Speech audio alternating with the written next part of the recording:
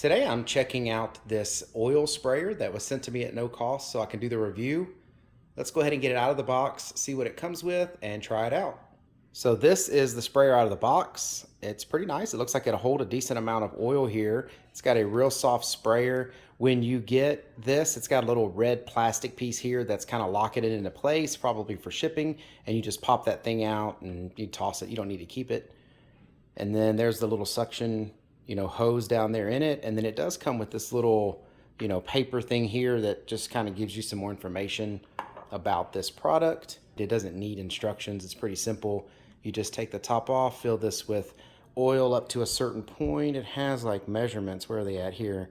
It shows max right here, and then it's got 100 milliliters, 75, 50, 25, and then of course at the bottom. But yeah, it's a really cool little sprayer.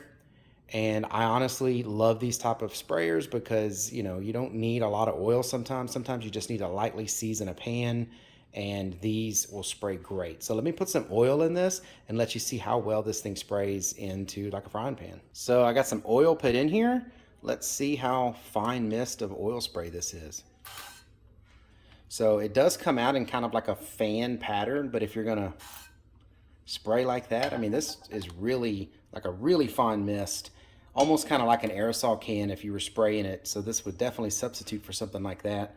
And it does a really good job getting the oil down there. So yeah, really cool. Definitely glad to have this. We'll be using it a lot. And I hope this information was helpful. Thank y'all very much for watching. Take care.